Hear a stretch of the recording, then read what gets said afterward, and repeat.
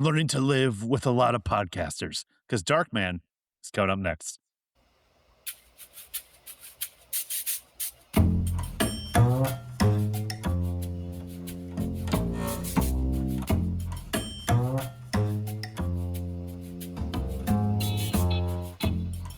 Haven't Seen It with Tim Sestito and Tommy Tevenet.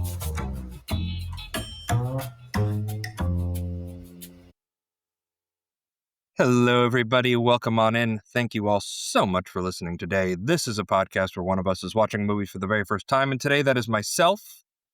I have not seen Darkman, climbing more and more into the Sam Raimi film universe. I feel like we were talking about this before, joined by our very special guest, John of the Pint, a pop culture podcast where him and his co-host Lloyd discuss all things pop culture. John, welcome to the show.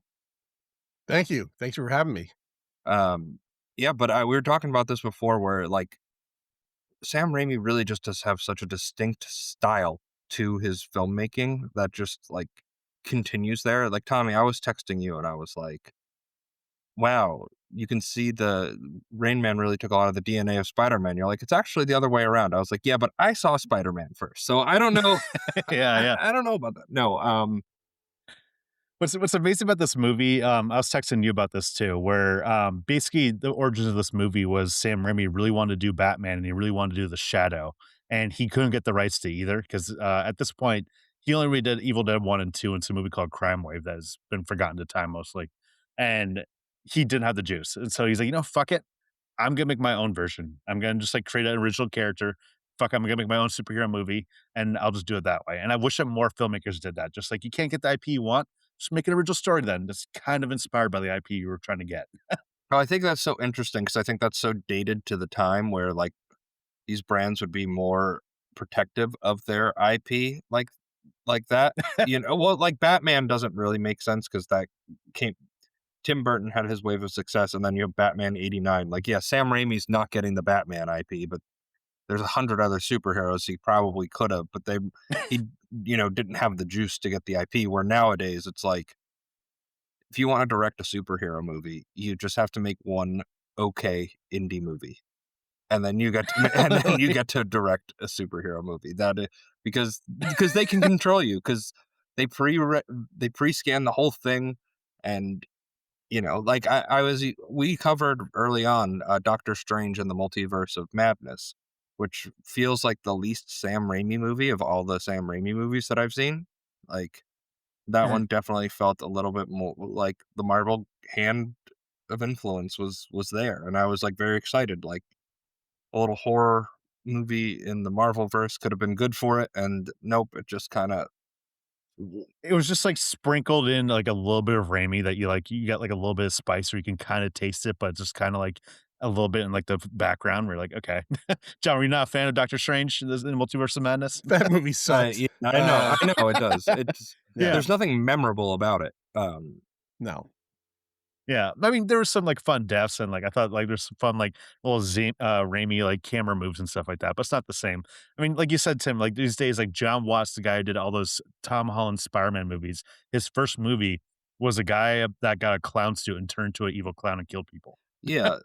And that movie rocked, but it wasn't anything that said this guy should do Spider-Man next. But like, I mean, like think of the time, like Darkman came out in 1990, like you had Superman 1 through 4, and then that well was completely dry after Superman 4. And you had some, you had the Wonder Woman TV show, you had the Incredible Hulk TV show. You didn't, you had Batman that just came out, but this wasn't like the IP trend had not hit Hollywood, and this. Well, the weird thing too was at the time that studios didn't think like, okay, Batman hit, we should do more superhero movies. They're like, we should do more like old timey radio serial stuff. So you had like The Shadow come out around this time, The and Phantom. The Phantom, yeah, movies like that. Where it's like, did John, as a kid who in the '90s, did you give a shit about those movies? I actually did, but not any. And I was a comic reader back then, but those characters were so old that I didn't have any.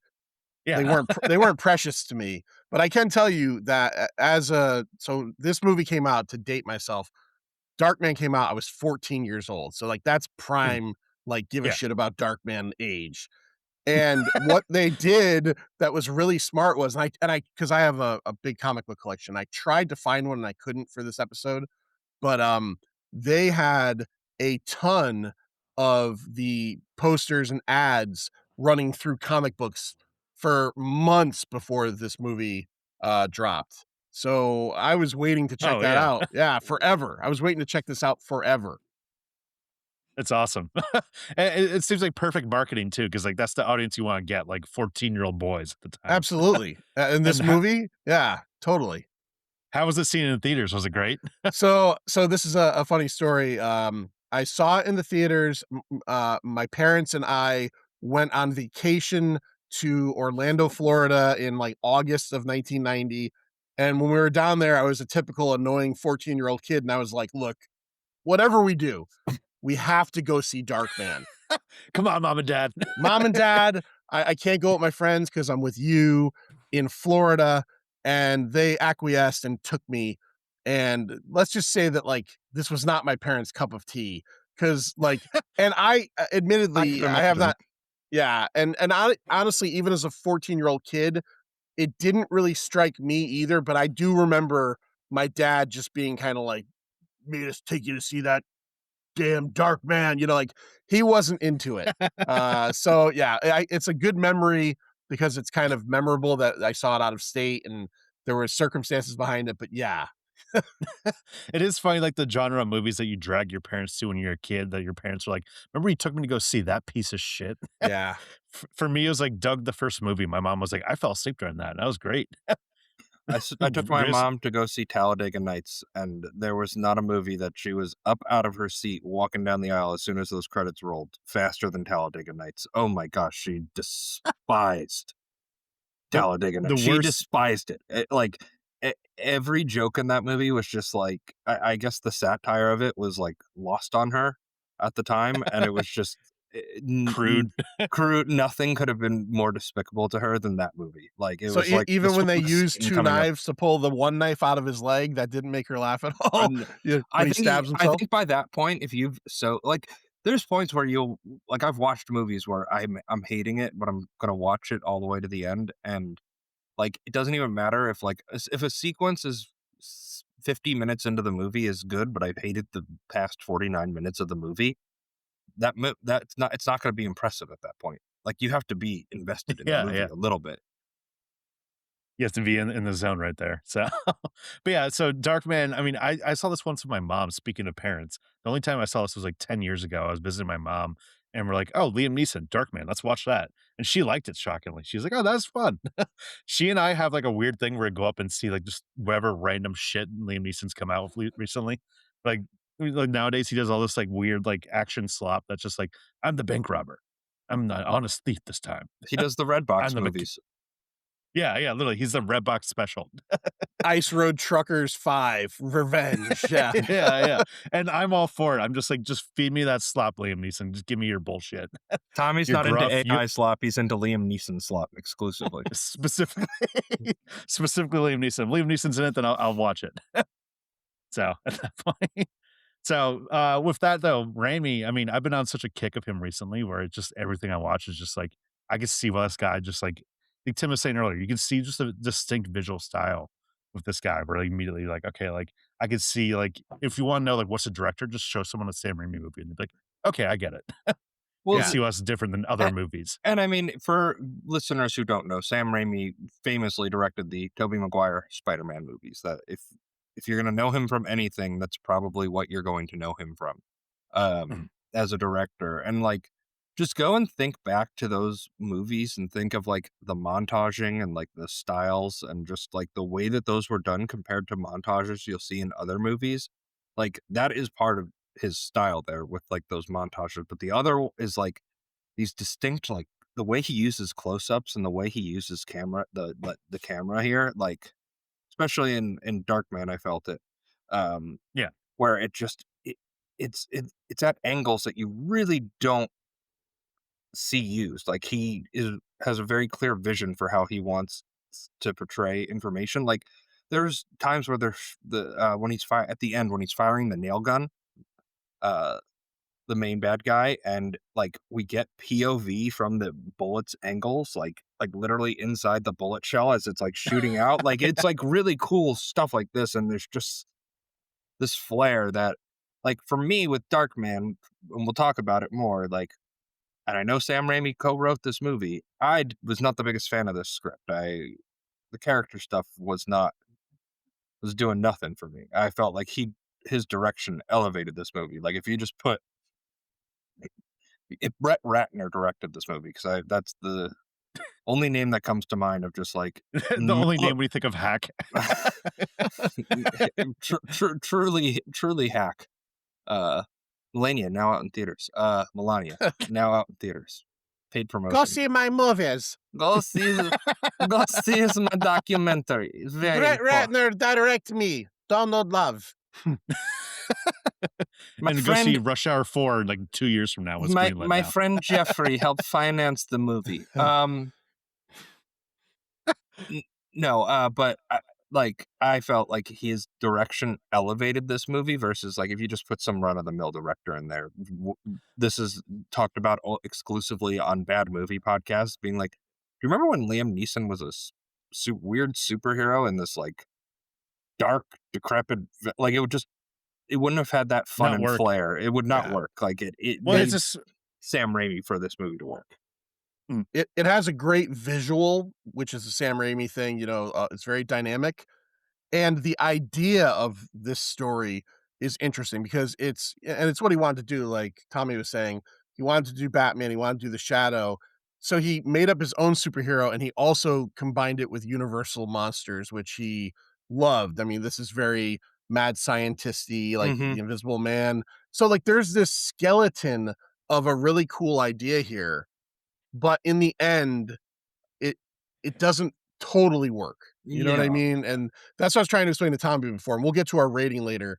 But my opinion is that this movie does everything that it sets out to do pretty correctly. It's energetic. It's like we were talking about how Sam Raimi wanted to make a Batman movie, and then obviously he couldn't because Tim Burton made his. But Sam Raimi lucked out because Danny Elfman had an entire Batman score left over that Yes. wasn't used. You know, reheated score. I felt like that thing with bands where like a band will drop an album and then a year later they're like, we had like 20 extra tracks from that session that we didn't put out, so we're gonna put it out as another album. I feel like Danny Elfman was sitting on a whole bunch of shit from I Batman, I and he's like, and then Raimi called him up and he's like, can you write a score for a dark superhero movie? And he's like, sure, I can write it. And meanwhile, he's just pulling the tapes out. Yeah. Like, which one Well did Tim Burton well, reject? I'll take so this one. we had to do Yeah. we did 3 cuts. I'm gonna give you the second cut of all of Yes. the Batman scores there. The band I was thinking of was Boston. Like, they had that great debut album, and then if you listen to their second album, it just felt like all left over from that cutting The room floor there, just the More The Than a juice was Feeling gone album. immediately. Yeah. Yeah, Definitely. so this is It's one thing that like Francis McDormand's in this movie, which is not memorable whatsoever.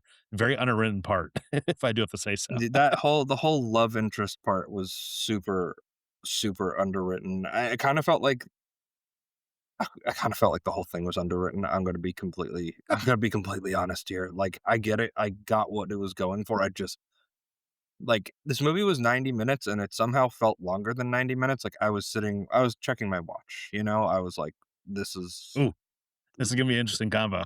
yes, spoiler alert, I was not in love with this script. I felt like everything was kind of underwritten there. Like it just kind of didn't feel like I had a clue what was going on, you know? Like Mm, like I knew what was going on, but I didn't feel like the movie had explained it well enough to me. mm, I feel that. And that's like definitely. that's a problem of a movie. It doesn't need to be like how uh, Matt Damon and Ben Affleck going around spilling Netflix's secrets, being like, yeah, they want you to reinforce the plot 6 times because people are going to be on their phone watching during the movie, so you're going to have to explain what the plot is. Like, I don't need that, but I needed more. Like, there was just Mm. no like real intention or motivation for all the surrounding characters except for Darkman. And the villains, which I think the villains are fun in this movie, but they're very much archetypes, where This it's is just like, "Yeah, they're bad guys." listen, You don't need this to know their business. but there's the part of my brain that goes, "This is a Saturday morning cartoon." Oh, yeah, And yeah, it works definitely. that way, but if you're looking for anything more than that in this movie, you're not getting it. Yeah. Definitely. So this is the part of the show where we talk about what we've watched recently. John, would you like to kick us off with something you've watched recently? Does it have to be movie, TV? Whatever you want. I Uh, mean, don't tell me yep. you watched a painting dry. That might be dull No, podcasting, but no. other than that, Okay, so movie-wise, recently, I just you know what I watched in the last couple of days? My girlfriend had never seen, we were talking. This kind of fits in with this. She'd never seen, Blade.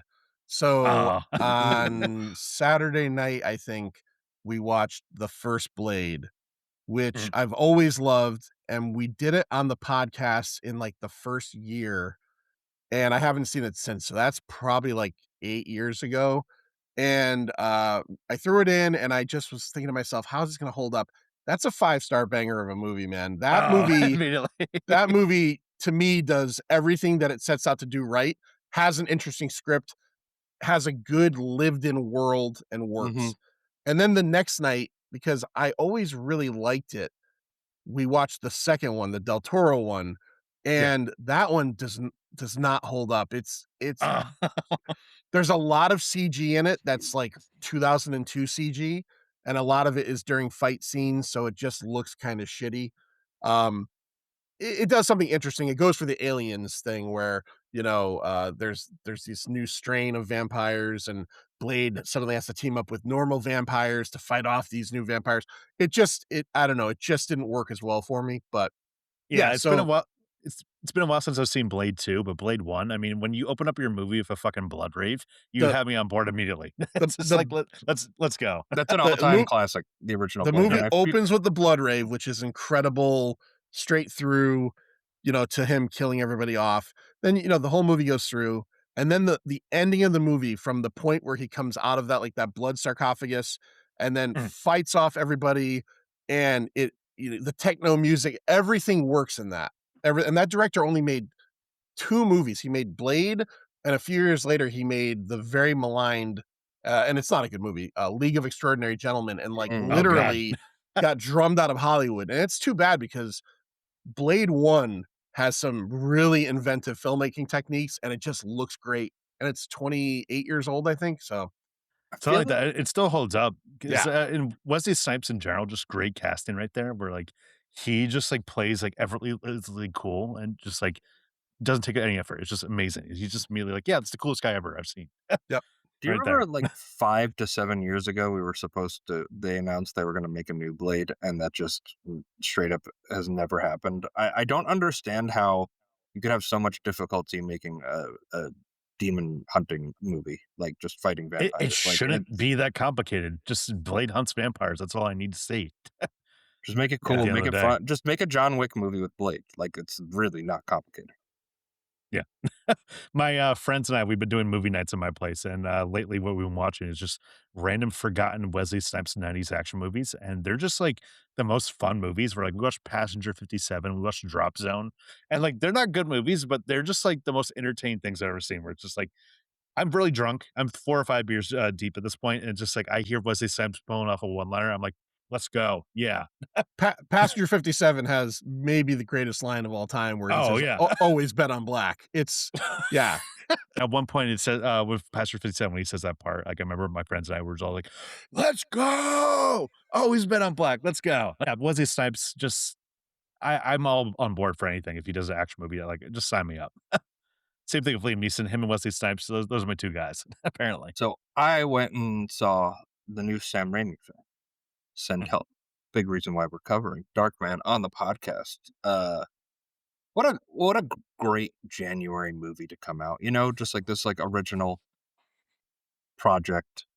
S Mostly takes place on a beach, so you're not in the cold anymore, you're just out and about. You take Rachel McAdams, who had not been in a project for 3 years. I did not realize that. She had not done anything since 2023. Mm. The Are You There God movie, I think? Yeah, it was, yeah, Are You There, God? It's Me, Margaret. was the last project she was in, and you have Sam Raimi and just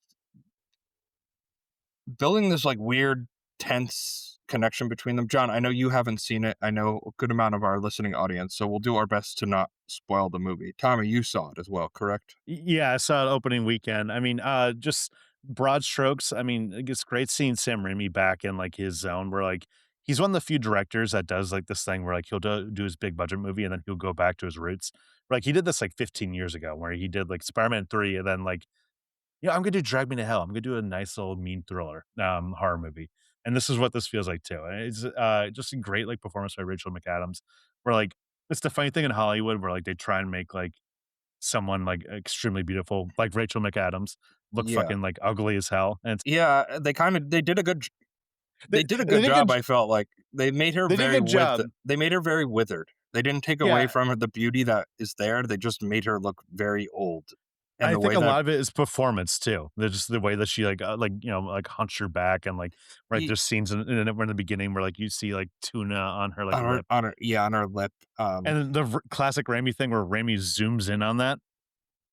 oh, yeah, yeah, it's zoomed in on it, and then she's just, and then it gets on, Dylan O'Brien, the new boss's, Lip. shoulder or whatever it was. Yeah, but I felt like it was also like a really well written character where it's like, oh, she's very good at her job, but she has zero social skills. So she's really going to struggle to try to get ahead in this environment. And I know it did a little bit of that like good old boys club, like that all kind of felt like very dated in a way that I don't know like really exists in the corporate world as much as it once used to, like Mhm. where he passes her up for the promotion to give his buddy the promotion. Like, not that that doesn't happen, but it Well, was, it's still almost Nepo hire type thing. oh, I I think that the movie just has a great, like, meanness to it. So, send help though, I mean, like, it seems like Raimi just, like, wants to be back in that zone, and I wish that, like, he would just alternate between big budget project and small thriller just constantly. Like, it makes you sad that, like, someone like, around his age, like, John Carpenter isn't doing movies anymore, where it's just like, "Come on, John Carpenter, you could do, like, a nice, like, $10 million budget movie." Like, what's in you? he's talked too much trash about the industry at this point now to get back in, like, He likes weed and NBA 2K too much also. Yeah, he's a video game guy, but you gotta mention just I know this is, like, off topic, but, like, they just picked The Thing for the National, Film Oh, yeah. Registry. Yeah, Mhm. so that's important. That is Hell yeah. important. That is a film worth preserving. One of the first movies we ever covered on this podcast Yeah, this is a was few The ti Thing. one of the few times where I introduced Timmy to a horror movie on this podcast. He's like, "5 stars, that was amazing." Because usually it's like, "What is this trash? Why are we watching this?" Hey, 3 of the 5 stars on this are horror The Carpenter? Thing, Oh, yeah. I think, or maybe it's 4, Halloween, The Yeah. Exorcist, and The Texas Chainsaw Massacre. You introduced me to all 4 because I have no horror. Those are all good, but I listened to your Return of the Living Dead episode, and I was not super pleased with your opinion on that. You were good about it, but, like, it was sort of low, if I remember correctly, and, you're just It was wrong like a about that. 2.5 or something. Oh, I Yeah. did not enjoy that movie at all. That was not my You don't taste. like to party? I Yeah. do like to party, but not that I my idea of partying is, like, being in a dive bar with, like, 6 of my friends, and we're just drinking and having a good time. Like, Yeah, and there were 6 of them in a They were graveyard. yeah, and then yeah, going graveyard, to dive bar, same thing. The then trash going was naked again. listen, it was a fun movie. I had a good time with The Return of the Living Dead. Was it my f I couldn't have given it a higher score. And my dad even texted me, he's like, "Yeah, I saw that movie. That was garbage." And I was like, "Thank you, Dad. I feel very vindicated, and if you wanna understand where I come from, that is where I come from, my father." Fair, fair. Yeah, yeah, yeah, you introduce it to sometimes, like, we're like, "Tommy, why are we covering this movie?" I'm like, "'Cause this rocks and you gotta see it, and it's some random '80s horror movie you never heard of." Trust me, The Tim. worst one was still, well, The the Evil wor Dead remake, I know you Evil hated. Dead remake, because I love the original Evil Deads. I do love those movies, and I loved Army of Darkness, but that remake sucked. And then then we did The Perks of Being a Wallflower, which that's not a horror movie, but it was a Which horror I to don't know watch why we covered that. because Because it had some, like, 10-year anniversary or something, and we were, like, trying to ride trends early on, yeah, yeah. and now we're covering Nightman. So, you're Darkman. Darkman. So Yeah, but, and Send Help though, I mean, I definitely go see it because like, there's so many moments where, like, there's a moment, this is only, like, slightly spoiler, but it's in the trailer. Rachel McAdams kills a boar at one point, and it's almost like Evil Dead-like, where, like, all mhm. of a sudden, blood starts pouring out of the boar and just, like, going up in her face, and she gets splattered in blood like she's Bruce Campbell, and just over and over and over again, and you think it's over, and you think the boar's dead, and then all of a sudden, there's one last little bit of blood that just spurts out of her, it's amazing in theaters. There's, like, moments where Dylan O'Brien feels he's playing, like, Bruce Campbell's son in this movie, because there's a brief cameo where you see Bruce Campbell's, like, portrait as the dad of this company that died, before all this happened, and Dylan O'Brien really plays, like, the Bruce Campbell type really well, where he has these good, like, cartoonish grunts and stuff like that in this when he's getting tortured and everything like that, that just made me laugh and die. I was like, "This is awesome." Like, I'm so Yeah. for this. Yeah, It I'm wa down to it check it out. it was a great homage without, like, trying to be Bruce Campbell, if that makes Yeah. sense. Like, it wasn't that. I do think the one thing, though, is because she has, like, all these survival skills and, like, the only hints we got of that as her character was, like, photos of her, like, hiking and stuff, and then the fact that she was obsessed with the television program Survivor, and I'm like, I don't know if the watching Survivor makes Well, you an she expert also in. had a bunch of Survivor books, that they pinned to on her They bookshelf. pan to it on the book, but, like, I would've liked to have seen her, like, reading it, you know? Like, she was very good. She was very good, but I was more of the, Yeah. like, if I'm the audience member, I'd be like, "Wow, so if I just watch Survivor, I can learn how to build a fortress on a I could build a fort on a island?" It's like, probably not. You can see how they did it, but that It's does been not on mean for you like know how to do it. 58 seasons, so I mean, Survivor 50 eventually. coming out soon. Hitting a bit of a Was the Malcolm Gladwell thing 10,000 hours? If you watch 10,000 hours of Survivor, then you know how to survive on an island. yes, that's exactly. Jesus. That's how it translates, right? I mean, I watch so many movies, so I know how to be a policeman, I know how to kill zombies, I know everything.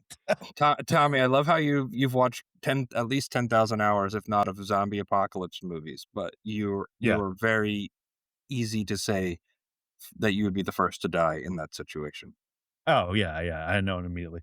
So real quick, I wanna touch on what I watched. I watched in theaters last week for the first time, a John Woo movie from the '90s, Hard Boiled. I'd never seen it before. What a movie. We gotta Detective cover on the Tequila. We gotta watch this movie sometime on the podcast, I mean, it's Chow Yun-fat, and then, I forget the other guy's name, but he was in Shang-Chi. But basically, it's just a good, like, buddy cop action movie where John Woo if you know John Woo movies, you know what you're getting. You're getting some awesome action, you're getting, like, some gung fu type shit, and I think the 3rd act of this movie that takes place in the hospital is the coolest fucking thing I've seen in any action movie ever, where it's just, like, constantly, like it was a video game almost, where you pop out, some random guys come out of a corner, Chow Yun-fat just shoots him up. You go to another corner, more guys right there, and the whole entire time I was like, let's go, this rocks so much." I bought the 4K over the weekend where I was like, "I need to watch this movie over and over again." So, Hard Boiled, John Woo, what a movie. One of the best action movies I think I've ever seen, if I'm being That honest.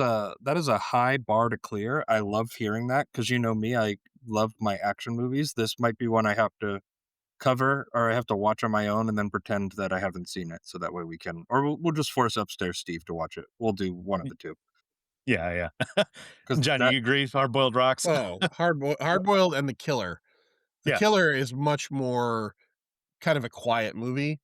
Mhm, Hard Boiled is like the template for what action movies should be, and it's right in that it's like 92, so it's right in that sweet spot, early 90s, and, yeah, that movie is incredible, and, yeah, I mhm. absolutely love it. Definitely, yeah. and this is Darkman. Is Darkman. I gotta tell you something about me. He's a cockroach. You think you kill him? And he pops up someplace else. In the darkest hour, there's a light that shines on every human being. But one. Darkman. Rated R. I love the trailer, first of all. It's a great trailer. Who Darkman is is Darkman? well, In the Darkman light. is a 1990 American superhero film directed and co-written by Sam Raimi. The film stars Liam Neeson as scientist Peyton Westlake, who's brutally attacked, disfigured, and left for dead by ruthless mobster Robert Durant after his girlfriend, attorney Julie Hastings, played by Francis McDormand, runs afoul of corrupt developer Louis Streck Jr., Colin Friels. An experimental treatment gives Westlake superhuman strength and resilience, with the unintended side effect of rendering him mentally unstable and borderline psychotic. Consumed with vengeance, Westlake continues his research with the new goal of hunting down those who disfigured him. So this was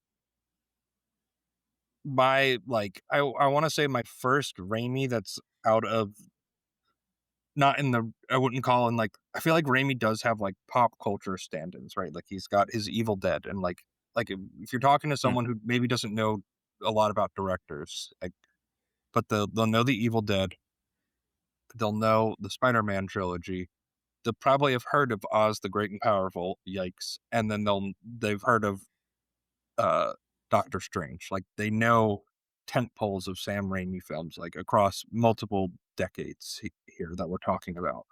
Um and we mentioned this before. The direction in this is awesome. It really is Mhm. awesome. And I want to give my first props to that because it's really inventive and Mhm. really creative. There's And one it, scene I wanna shout out where, basically, for those of you who don't know or haven't watched the movie, Darkman is Liam Neeson is a guy who creates, these, masks for burn victims that, pretty much replace their cells, and he's still figuring out the formula, then he gets ambushed by some, mobster, and he gets a over a memo. Yeah. over a memo. Yeah, yeah, of all things, random memo. And then he becomes Darkman, where he's a burn victim, so he has to use all these masks and everything like that. So, and only for 99 minutes, which I think is a good little thing of he has a Mhm. timer for all these things.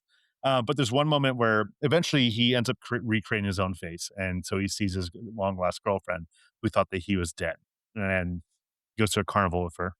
That They're sequence at is the great. carnival, Yeah. they're at the carnival, and he's, slowly it's very clear that he's, losing his mind, and, this whole ordeal just made him psychotic because he's trying to win, what's it called? Pink elephant. Pink elephant for his, girlfriend, and he won the game fair and square, and the carny he's just like, "No, dude, get the fuck out of here." And then he just, takes the fucking thing from the guy, like, beats him up, I think, breaks his wrist, and then Rami zooms in on all their faces all at once, and they're all just screaming like, "Ah, ah, ah, ah." And that's just amazing. Also, one of the best lines in the movie, "Take the fucking elephant." Yeah. And then he Yes. runs away with the elephant too.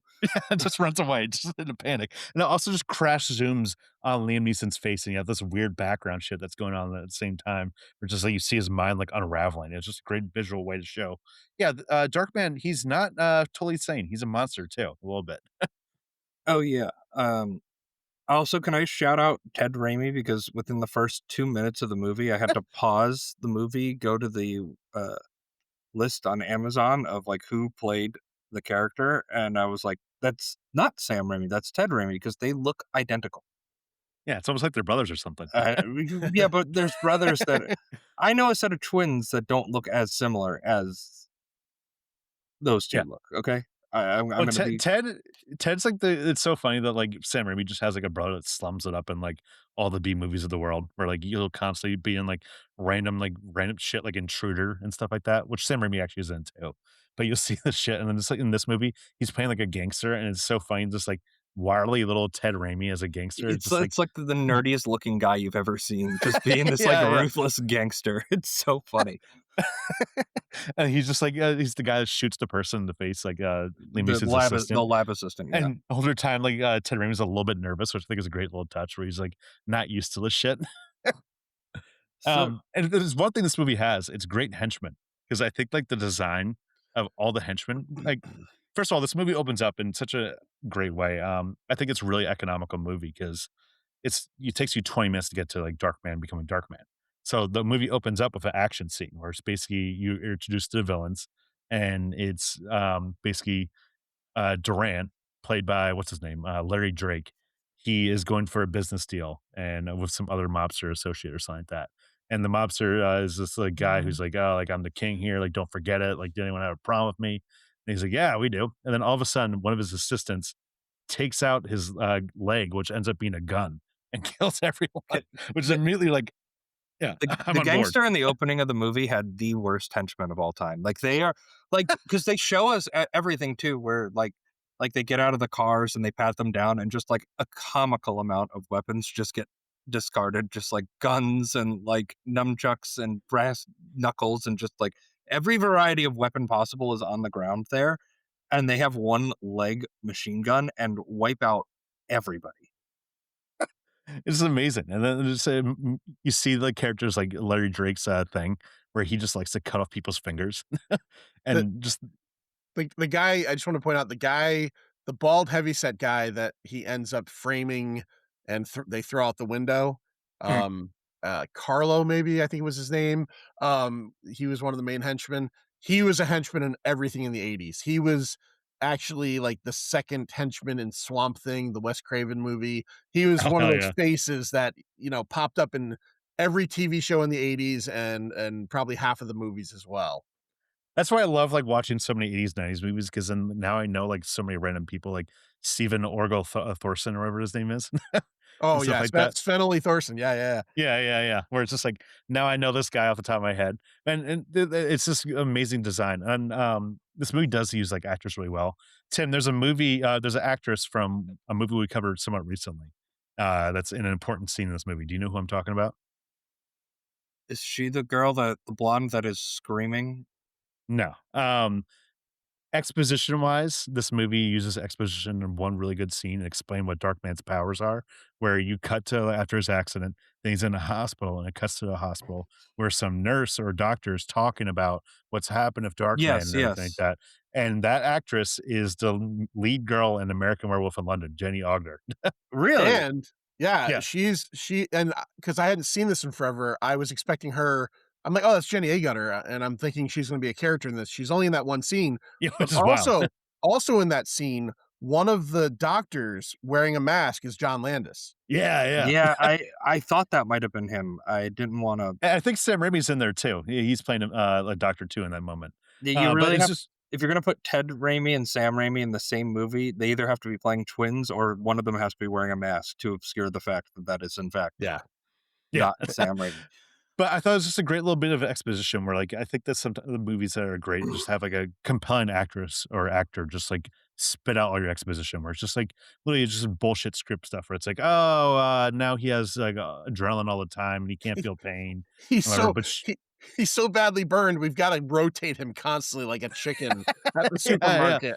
Yeah. I like that it's just also like a hospital full of these people. Like every room you go into is just these people on these spinny things. It's just like they're just rotating around, like very And very she funny and she under the admits it's, current. like, homeless people usually. It's like, "Yeah, we just picked up this random homeless person." Yeah. Darkman 4, Hospital of Dark Men. Well, if you lost your if you lost, I mean, if you lost your face and you lost your fingerprints, and everybody presumes you did after that kind of explosion, like you are just a John Doe. Then, like, Yeah. Well, John, this does actually ask, is does everyone in this hospital just have Darkman powers, so they just don't know it? That's it. It's actually the powers don't start until they start spinning you on that wheel, Yeah, and then yeah. that's what it's the makes blood Darkman. move. That would have actually been a great bit. Is if like, because like once he becomes Darkman, he's just like in generic factory where like power plant warehouse Like area. the RoboCop warehouse, Yeah. essentially. I'm just picturing like Darth Vader in Empire, where like he has his little like bubble thing and like with the helmet that he takes on and off, just like he just still has the rotating wheel that he just like perches up on to get the blood flowing to get the anger movement right. Like he just needs to be on the blood Darkman flow. is Darkman's voiced by James Earl Jones for the rest of the movie. You you gotta give them credit too in this movie, I think. I felt like a real brave choice. I get that Darkman kind of alludes to, like, the freakish nature of Universal monsters, and he's a burn victim, but it was a really brave choice to have a main character that has no lips, and his teeth are Yeah, just d- right fucking Chattering. there, Yeah, constantly. yeah.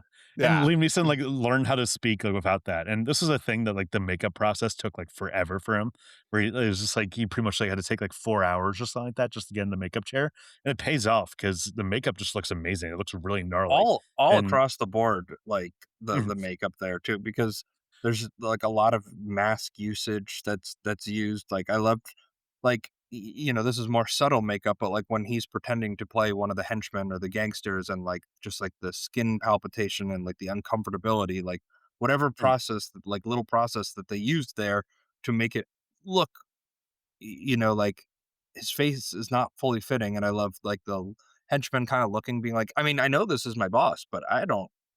This doesn't. Something's You don't off, look yeah. right. You don't look right. Like Well, something's off here. like, obviously, I'm able to suspend my disbelief, but one thing I find funny in, like, this or a Mission Impossible movie where it's just like, "Huh, you kinda look shorter, or you kinda look skinnier now, like, what happened? You lost a lot of weight right there or something?" Like, they wouldn't pick up on that? But, of course, you gotta have a movie, so it's like, whatever. Yeah, that's But I just do movie like logic. You have to suspend there. yeah, but I do like, though, how every actor acts when they are being played by Darkman, when Darkman's, like, in disguise as them, where, like, they almost feel alien. It's almost like Vincent D'Onofrio on Men in Black kinda thing, where it's like they can't really speak fully in their voice because Darkman hasn't figured out the voice fully.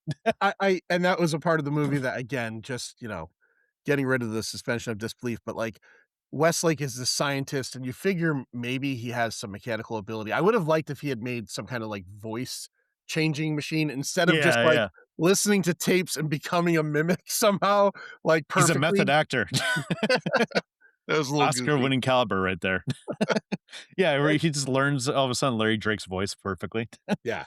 especially when it's like coming from Liam Neeson, who has one of the more distinct voices you'll hear. Like he's up there in the McConaughey's of just like unique actor voices. Like even when he's trying to Americanize his voice, like I've his his candor and his tone and his register are just all very uniquely Liam Neeson. Yeah. One of the things that I love about him so much is just like that voice. It's perfect. Well, this is like a great part to just talk about Neeson in general, where like this for his career was like one of his first, if maybe not first, fully like starring roles. Where like back in the '80s, I feel like he was mostly like a character actor kind of guy, where he'd show up in like shit like Kroll or the fifth, Mhm. what's it called, the Deadpool, the fifth Dirty Harry movie as like a bit player here and there. And he was John. I mean, were you really aware of who Liam Neeson was back in the '90s, No, back in no. Darkman era? Darkman is the thing that introduced me to him. Yeah, I had seen Krull, and we did Krull on the show, like, 6 months ago, wild and movie. yeah, and he's one of the band, of journeymen, but yeah, he wasn't Liam Neeson then. This is the movie that made Liam Neeson Liam Neeson. Even though Mm. I don't think this movie was wildly successful, this was, like, his name above the title, and I think it's interesting because, Sam Raimi wanted Bruce Campbell to play Yeah, Darkman, and the studio was Surprise, like, surprise. yeah, the studio at this point, he could jam him into other things even nowadays because they he has a level and Bruce Campbell has a level, but he still has never made Bruce Campbell a star other than the Evil Dead and Army of Darkness films. And even back then for him to think that, like, I don't know, was this 20th Century Fox or whoever this was gonna be yeah. Universal. like, "Oh, that guy? Sure." And, they're like, "No, find somebody a little bit more marketable." And at that Well, point, it's it was really Liam funny. Neeson. What's really funny is that, one person who really campaigned for this role and really wanted it was Bill Paxton. Bill Paxton wanted to be Darkman. This would He have would been have a been great fun, Bill Paxton role. and what ended up happening was he told his friend Liam Neeson about this movie he's auditioning for, then Liam Neeson auditioned for it and won it, and he was like, "You fucker." They didn't talk for Yeah, months after that I because he saw was so that. pissed off. That's a classic Hollywood story, by the way. And another one that I thought was good was Liam Neeson was in that movie Satisfaction in, like, the late '80s with, Justine Bateman and a unfamous at that point, Julia Roberts, where they played, like, a band and he was their manager, and they him and Julia Roberts dated and broke up badly, and she auditioned, I think it was prior to Pretty Woman, which is what, put her on the map. She Yeah, yeah. auditioned for Darkman's girlfriend's role, and when she screen tested with him, sh I guess they said that it was, like, massively emotional, and she, like, had a breakdown, and that's so she's not in Darkman because she, like, had, like, bad girlfriend vibes or something. Literally, the agent was like, "Yeah, maybe we should take her out of the consideration because they were, like, crying together while they're doing this audition." But, like, You in a way, I you mean, can't Frances have your McDormand dark man crying. Well, I No. guess you can at some points, but not it's the w unfortunate thing that, like, Frances McDormand's kind of a weak link in this movie. I mean, like, you could definitely see this is the only time where she played, like, the generic love interest in a movie. Because after this, like, she's in, like, Fargo and No Man Land and all this stuff where it's just like, she's usually either like a bit player or like she's like a strong like woman that like takes care of stuff. And this is like damsel in distress mode for her, and she like hated it. She's married to or was married to one of the Coen She brothers, married right? to Ethan, I think. Right, and they're in Or the Joel, Coen Joel's Joel yeah. married to Joel. yeah, the Coens and Sam Raimi at one point lived together, so they were, like, all friends, so, Well, you know, um, he got her the job he couldn't get Bruce Campbell, I guess, but Bruce Campbell gets that awesome scene at the end, where yeah. he is Well, I Darkman at was the very waiting for end. the I texted Tommy when I finished the movie. I was like, I was waiting for Bruce Campbell this entire movie, and then Yeah. he just shows up. Um, Uh, Real quick to touch upon the living situation, it was apparently the Coen brothers, Francis McDormand, Kathy Bates, Bruce Campbell, and Sam Raimi all living together in like Michigan or something like that. And like apparently, like when you look back on their filmographies, the Coens and Raimi have never casted Kathy Bates in anything.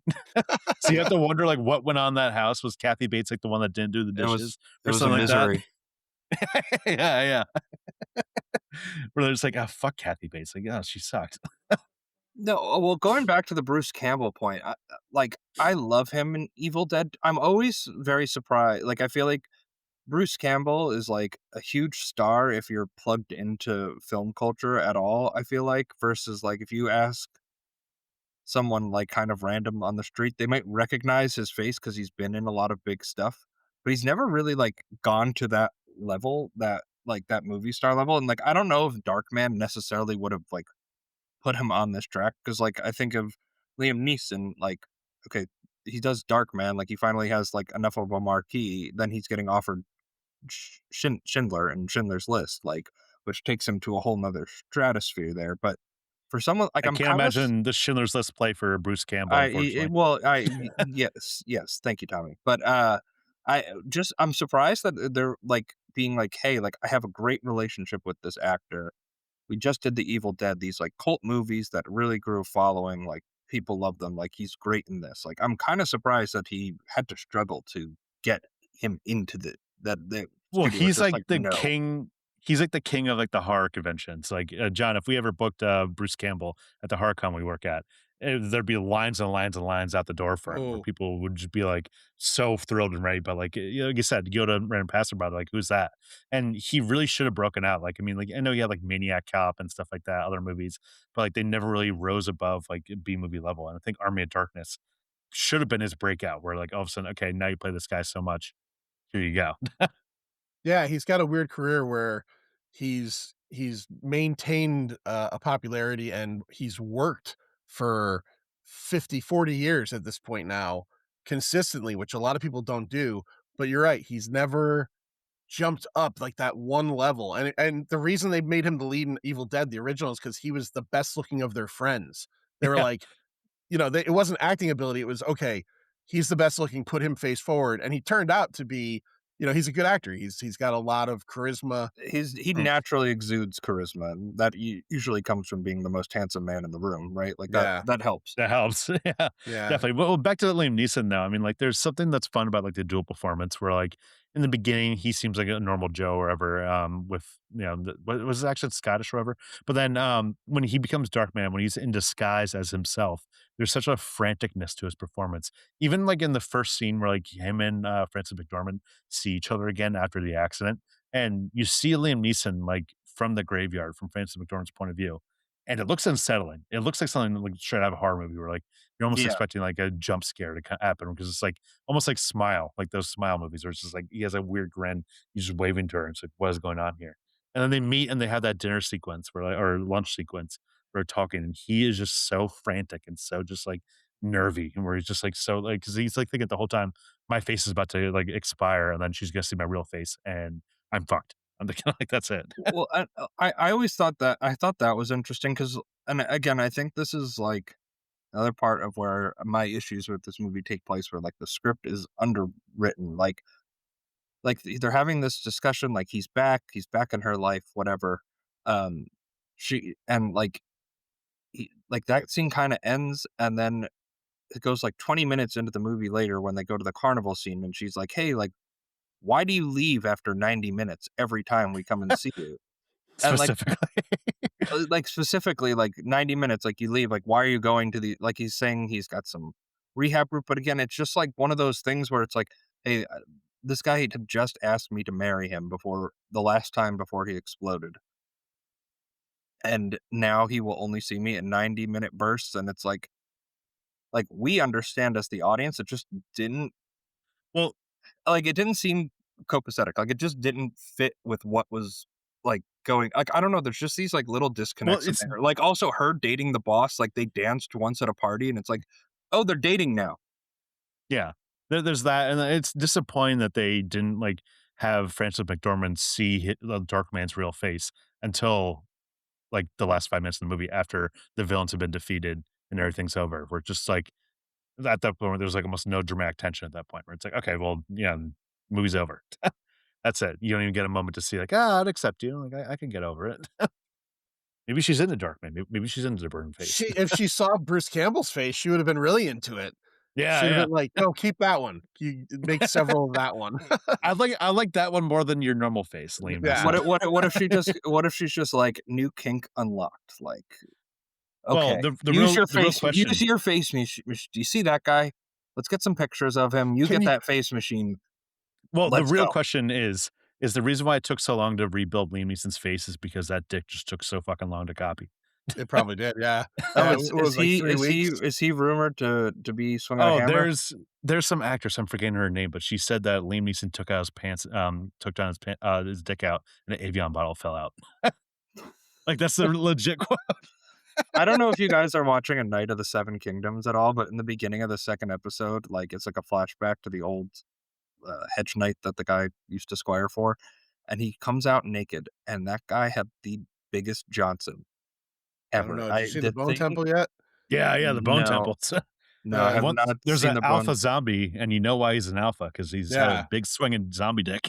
The alpha No, zombie's dick is gigantic, and then, like, at one point in Bone Temple, Ray Fiennes hangs dong, and he's got decent dong, which would normally probably be, like, impressive, but it's not because alpha zombie's dong is like a baby's arm holding an apple. It's insane. It's what they call the bone temple for a reason. so, Yeah, it's you can really feel the influence of Boogie Nights all these years later, huh? yeah. Always trying to have your Dirk Diggler moment in these movies. But, uh, good to know. Now I'm glad that I'm now aware of that with, explains why he landed Pamela Anderson all these years later, allegedly, or was Yeah. that just a marketing stunt? Who knows? Have you guys been following the Wuthering Heights, thing Oh, where, we're like Margot Robbie is talking about Jacob Elordi, and Lordy she's like, and I'm like, "This is so m manufactured, this is so, like, they saw what where worked she's for talking. anyone but you, how that worked with Glenn Powell and Sydney Sweeney, and they were just like, let's try and do that." Margot Robbie's like, I felt so safe in his arms and like forgot that I was married when I was around him. Oh, her husband must have loved that. Her husband produced the movie. Oh, he must have loved it even more. Yeah. Yeah, really blurring the lines on what's PR and what's not. Because like, I think I remember that with, like, The Naked Gun, and people were like, "Oh, that's cool," and then it was, like, 2 weeks later, it's like, "They've sadly broken up." It's like, "Oh, okay." The Naked Uh, Gun thing, I think people would have liked because Liam Neeson has the sad story of his wife having passed, and Pamela Yeah. Anderson, was with Tommy Lee and Kid Rock, so she has a sad story too. And it would have just been nice for the two of them. she But has the saddest story of them all. She had Seth Rogen have to document, like, the worst moment of her life on a TV show to Oh, live yeah. on forever. That's just brutal. I don't even know what that is. Oh, Seth There's Rogen made some mini series that was like Pam and Pam Tommy, Tommy. where he played. Oh, Yeah, and yeah, he played with, the guy that. Bucky. Yeah, he played the guy that broke into the house and stole a sex tape. So, Yeah, yeah. Well, back to Darkman. One thing with the makeup, um, he looks so much like the zombie on the poster of the Dawn of the Dead when he's Darkman, when he's like fully Yes. burnt.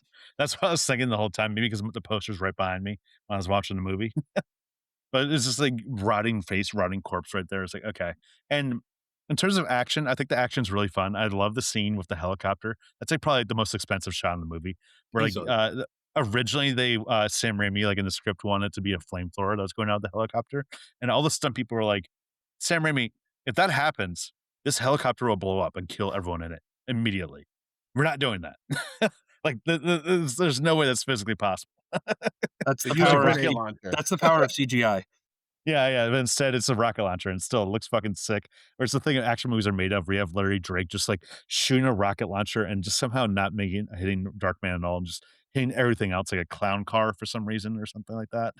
Was that And ice cream truck? the 73 Oldsmobile, Oh, at yeah, one yeah. point, and I've read that it's been reported, but also said that it wasn't, but supposedly the Coen brothers were in the car when that scene happened, but Sam Raimi said it wasn't them, but people say if you pause it, it's them. I don't know. Well, one thing they did help Sam Raimi with the script, really. They pretty much, like, helped him get into a 3-act structure kinda thing. Yeah, So, they should have done more with the script because it needed it. I did want to say though, I don't know if you guys felt this at all. Um, I really the last act of this when they're in the construction zone just weirdly reminded me of the end of the Dark Knight like, with like almost with the, well any no it's like 2000s superhero movie because they all no take place no on well scaffolding, well like no X-Men.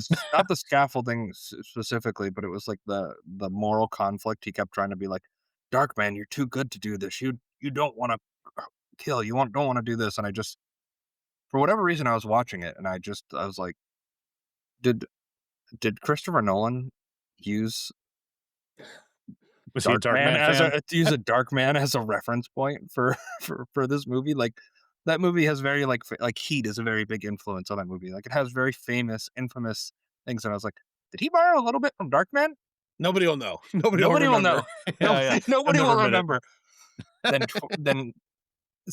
Then 18 years later, 3 podcasters go on a journey to discover. Did he?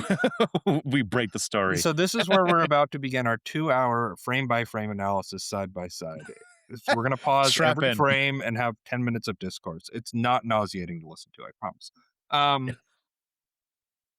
No, so for you, John, coming back, so this was the first time you had watched this since theaters, correct? Which is like 30 26 years ago. Yeah. 36, yeah, 36 years, yeah. What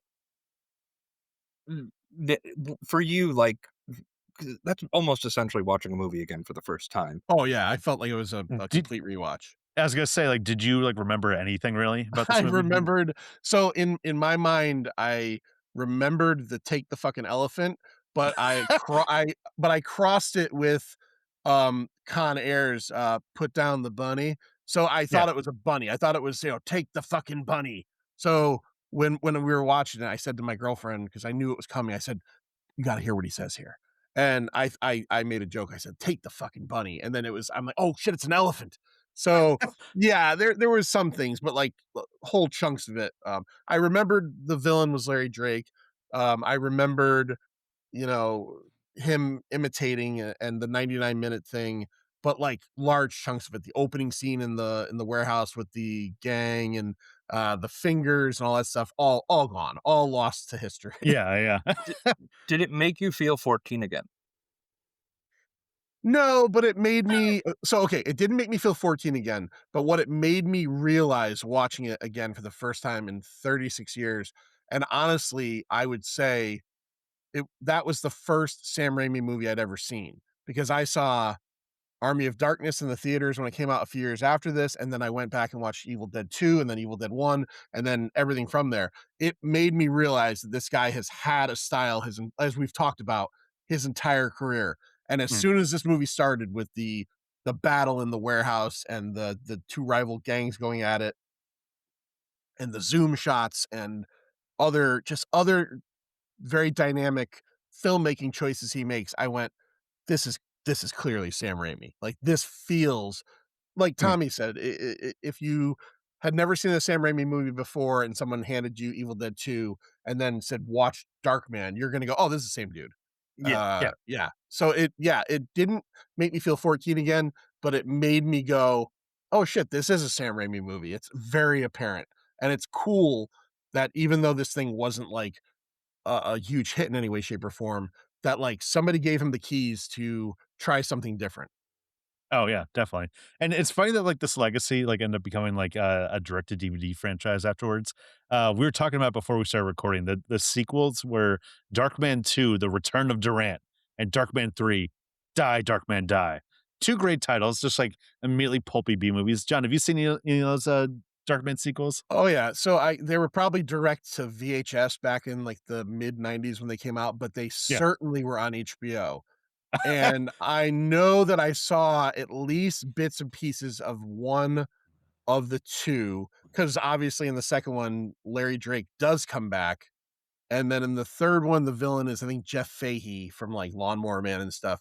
But like, I definitely saw bits of them. And the weird thing is that you would think, because I think Raimi produced those, he didn't direct them, is that you would have thought that at that point, now that they're direct to VHS, they're on HBO, you could have slid Bruce Campbell into those, but it's Arnold Vosloo from The Mummy He plays. probably didn't want them at that point, though. Yeah. Yeah, yeah.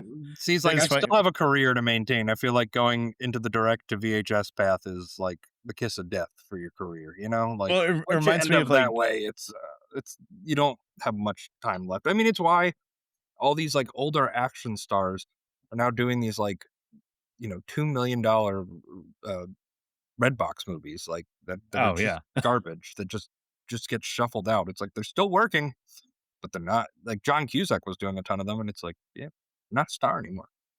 Yeah, yeah, I mean see Um, anything about the horror fest. But, well, I just love, like, the era of, like, direct to DVD stuff or, like, sequels to, like, shitty movies. Like, John, when I was on your podcast to talk about Scanners, and then we went on a whole tangent about how there's, like, 3 or 4 Scanners, like, direct to DVD sequels for some reason, which is a movie that does not probably lend to that.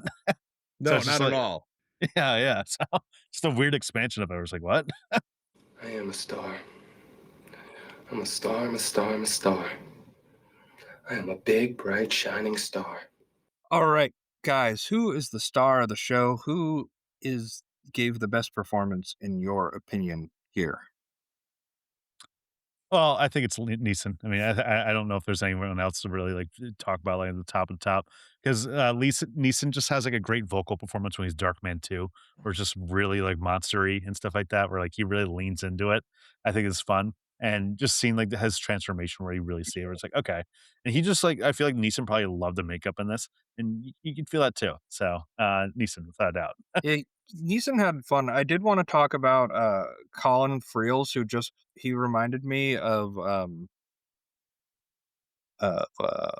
the attorney from The Simpsons. Oh, yeah. Hartman performance. Like it felt like he was doing a Phil Hartman impression the entire time, like with his Definitely. voice and just like his incantation just was like on the money. Phil Hartman. I was like, why is it Phil Hartman in this movie? Like I, nothing against Colin Friels, but I just would have enjoyed it more if it was Phil Hartman. And he's Oh, an been Australian dude, that guy. Yeah, yeah. would have worked perfectly. And we didn't talk about him enough, but I think Larry Drake, it just gives a really good, like, scene chewing villain performance, where it's just like, he knows what movie's in it. He's very pulpy. He's like, it's very broad strokes, but just a fun, like, little thing where it's like, yeah, this guy's evil. And he's like, whatever. He's going to just kill you for whatever. He's going to cut off your fingers. And I just love Uh, also when, he's playing, he's playing Darkman playing him.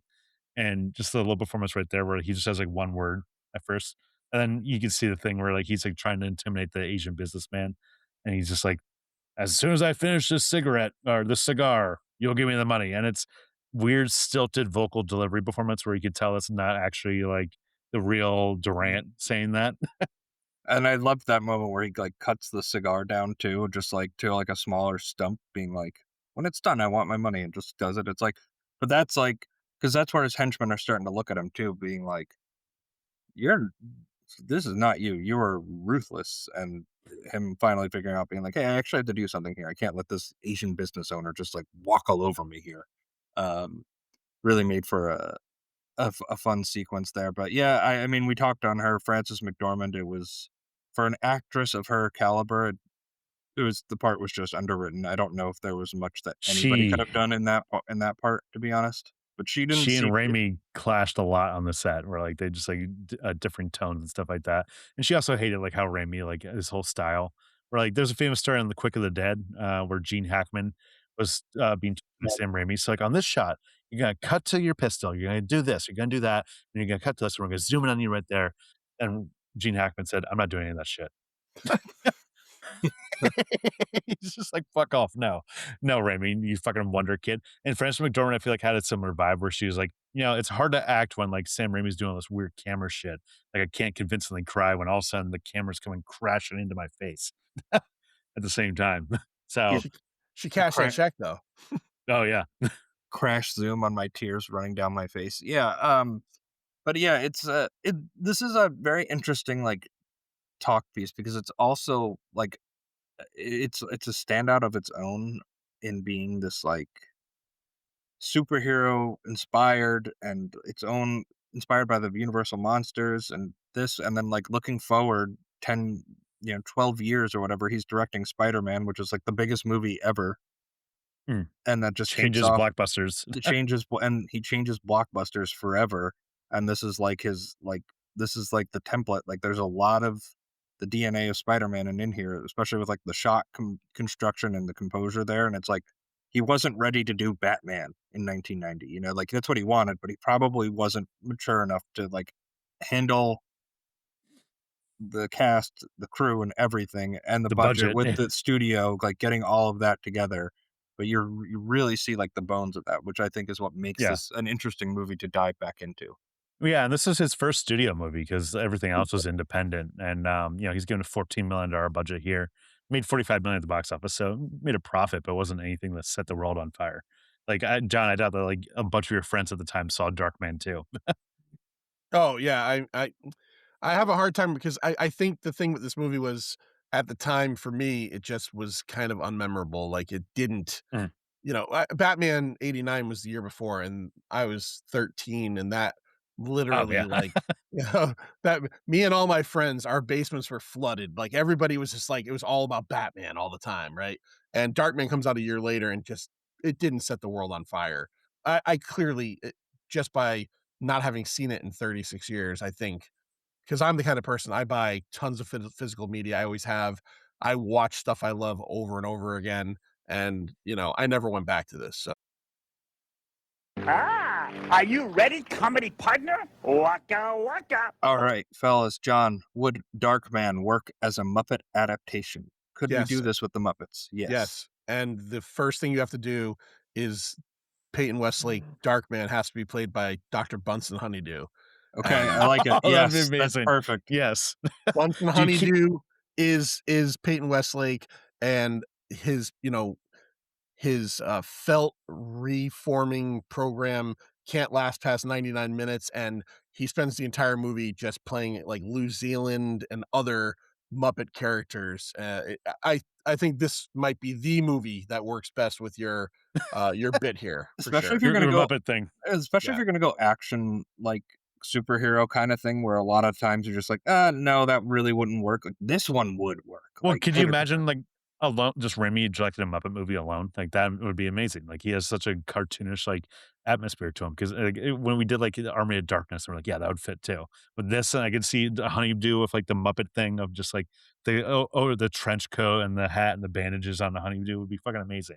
Be The hilarious. But, like, the lab assistant in the beginning, the Asian guy would be Beaker. It would be perfect. it writes itself. I think you keep Larry Drake as the one human just because he's already, like, such a over the top cartoonish performance that you could He fit in looks like some a Muppets. ventriloquist dummy, that He guy. does. Yeah. Yeah. Maybe that's why he's cast. Yeah. Yeah. Some Darkman Muppets, yes, please, after the success of the Sabrina Carpenter thing coming out. We know where they're going next with it. Review time, give me your score out of 5. Tommy, why don't you kick us off? All right. So when I came into this movie, I thought I liked it a little bit more. Then I talked to you guys, and it soured me a little bit. This movie is fun. I mean, this has like really fun kinetic energy from Raimi, just like going like crazy on the fucking like camera and cinematography. And it's really just like, oh, like you're not gonna give me Batman, then fuck it, I'm gonna do it on my own with blackjack and hookers, like Bender. Um, but overall, like you guys were saying, like the script is a little bit weak right here. I mean, it's not anything special. They could have expanded the love story more. And Francis McDormand is just underwritten. And the villains, while they're fun, they're pretty much characters. So I'm gonna go 3.5 out of 5. I think it's fun, but not like a classic. John, how about you? Can I use quarter scale? Yeah. Okay. Go for it. So I'm gonna go 2.75. I think, as I mentioned earlier, I think everything this movie sets out to do, it does pretty well in terms of what it looks like. The score, the Danny Elfman score is good in it. Um, Interesting concept, very comic booky as a comic book fan. I enjoy that. But the script is very bare bones. The love story just doesn't really work, and then there's they have to have conflict with the boss, so they make him and her a thing, and that drives Darkman, who's already kind of losing his mind a little bit further. Yeah, it doesn't work totally, but like Sam Raimi is having a field day with the stuff he does in here, the Sam Raimi-ness of it. So I give it a 2.75. I think it's a good movie. It's worth a watch, but I don't think it's a super memorable movie. Yeah, I'm a 2 out of 5 here, and Oh, I would put it at all on Sam Raimi's shoulders. He directs the hell out of this movie. It's kind of like a masterclass in it. Like it's one of these movies that I feel like would be a great film school movie, where it's like there's elements that really do not work here, but what does work here? And it's mm, this like vibrant life that just like keeps this movie going with like just a bare bones script, as John said, that is just unforgettable. For me, I was thinking about this where Tommy, you know how sometimes you'll mention a movie that we covered on the podcast like 2 years ago, and I'm just like, I don't remember a wink of that. Like, I happen to know for a fact as soon as I'm done, as soon as we're done with this episode in wrap, it's just going to be one that slips this right is out gonna of be the your old Reality brain. Bites, your new one. Yeah, it's gonna replace Reality Bites. Um, I think if you're a movie head, if you're really into Liam Neeson, if you're really into like understanding like the art of direction, I think it's a really good case study in that because I think it really exemplifies that in a very clear way that if you're not super familiar with film itself, it's a great way of like really seeing where a director can influence a movie. But I don't think it as a movie as a whole really works that well. But 2 out of 5, it's in that watchable tier for me. I just don't it's not super memorable, and it's just so underwritten to the point that, I kinda can't believe this script got greenlit. Yeah. Yeah. Well, John, thank you for coming on. We had a wonderful time having you on here. Uh, Anything you wanna say about your podcast? Anything you wanna shout out for us for the people to come and find you? Yeah, just thanks for having me on. I am a fan of your show. Yeah, the Pint, a pop culture podcast. Me and my buddy Lloyd, we're going on year 9 at this point. We're in year 9, so yeah, we do older movies generally every week. We have a Patreon. Go to Patreon/The Pint. Check us out there. We put out a new episode every week, just about, and then we put out 2 on the Patreon every month. So you get like 5 to 6 to 7 episodes depending on the month. And this is February. So this month we're doing all Fang February. We're doing all vampire movies on the main feed, and then the 2 episodes over on the Patreon feed are werewolf movies. So we're talking about well, Larry, Scary Larry Dwyer, who does Connecticut Cult Classics that me and Tommy know. Larry, he's showing Near Dark and From Dusk Till Dawn at the end of the month.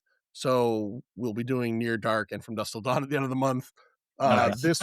This week coming out, we're doing a low budget 90s vampire film called Species from Full Moon Entertainment. We're doing a series with Larry where we're talking about Hammer horror films, and the next episode next week will be a film. It was a co-production between Hammer Horror and Shaw Brothers out of China. So it's a martial arts vampire movie called what the hell was it called? The Seven Golden Vampire. Hell And yeah. then the two werewolf movies on our Patreon, if you want to join us there, check us out, are going to be Silver Bullet, the Stephen King, Corey Haim in a wheelchair fighting a werewolf movie, and Howling 2, which is subtitled Your Sister is a Werewolf. We'll be doing that. So yeah, just we're trying to have a lot of fun. So thank you Hell yeah. guys again. That does Yeah. sound like fun. Definitely go check out The Pint. Tommy, any final thoughts before we wrap up this episode? Well, also, yeah, check out their Patreon and you can hear me talk about scanners and all that. So, but anyways, thank you guys so much for listening. You can find us on social media at SCENEIT Pod. That's on Twitter, Instagram, TikTok. We're also on Blue Sky at podsceneit.bluesky.social. And leave us a 5-star review on Apple, Spotify, wherever you get your podcast. Helps us out, helps us grow the show. And this month for February, covering Casablanca next week, and then we're covering Hail Caesar. 2 movies I haven't seen before, and Tim's like, "What? Have you not seen those?" So, Well, Hail um, Caesar, I can maybe understand, but Casablanca is like when I yeah, texted like, you I need that off. you were like, because like I like Hail Caesar. It's definitely not the Coen Brothers' best. And then I was just like, Valentine's Day's coming up. We need a nice good romance. Have you seen Casablanca? And you're like, no. You didn't even say no. You just said nah, with such general disinterest and disgust. Yeah, like, oh god, I have to cover a 40s movie. That's a classic that everyone says is the greatest movie of all time. John, thank I you. can't Thank talk. you. John, thank you so much for being in my corner here. No, Because I'm not in your corner. Oh, really? I'm in Tommy's corner. Yes, let's go. On the first podcast I was ever on many years ago, I had never seen Casablanca, and our host, we used to do episodes where we like assigned we got to do this, we got to do that, and we had to do Casablanca, and man, I did not like that movie. So Really? yeah, Okay, it's Oh. yeah. Gear yeah, me up. yeah. Oh, no. I'm gonna say this. Humphrey Bogart, who in the annals of film history is kind of known as like this classic, like 40s and 30s, like kind of tough guy, kind of thing. He is so butthurt that his girlfriend broke up with him in Casablanca. The whole movie, he's just like, I can't believe you left me. See, it's just, I don't know. I wasn't a fan. We'll see how Tommy thinks about it. I cannot Yeah. wait. Hey, to listen Tommy to has that come episode. around on It's a Wonderful Life, and that has made me very proud of him. That I he's heard you growing guys up talk and about it on an episode. Yeah. Yeah. maturing. I Slowly. basically bullied him into giving it 5 stars when we covered it in the full episode, and then Well, you saw it again this year in theaters, and you were just like, "Oh, what a picture! What a picture!" yeah. Well, it's like when we covered Barry Lyndon like back in the fall, and Yeah, was that just was like tough. That was a tough one. that was a tough one where I was like, I literally am so pissed off I'm watching this movie right now. To be fair, I do feel like it's one of those movies that, like, I would go and see it in a theater, Barry Lyndon. I don't think I'd ever watch it at home again. I feel like I'd have a better response to it in a movie theater than I would there. Because like I- I've been better over the years of like not checking my phone when watching movies, but that was one where like I was like, oh my god, it's like calling me, like, Casablanca is not like Barry Lyndon. Okay, I do I'm not want expecting it. I way more Hollywood than Okay. Barry Lyndon. But I do know that I have to check the date, but Regal is doing like Regal Theaters are doing an old romance movie every day this Oh. month, and I know Casablanca is on the docket. So Oh, and before we end, I just want to mention this. I forgot to mention this earlier. So John and I had a conundrum with this episode of Darkman. I don't think any other podcasters have had, where John and I both belong to Best Video in Hamden, Connecticut. And last weekend, I went to go rent Darkman, and guess who fucking rented it? This guy, John. and of course, there's only one copy of Darkman. There's only one copy, and it was a weekend of a snowstorm, so I had it for like an extra 2 days. I Yeah. watched it like Friday night and was stuck with it till like fucking Tuesday. You're like, I just want to get another movie, but I'm stuck with this movie. I came in on Saturday and they're like, oh yeah, no, it got rented. I saw you post on Instagram. I was like, you fucker. So yeah, we're living in the 90s in Connecticut over here. I love it. Physical media. Bring it Yeah. back. Bring it back. Well, anyway, thank you all so much for listening. We will see you next time.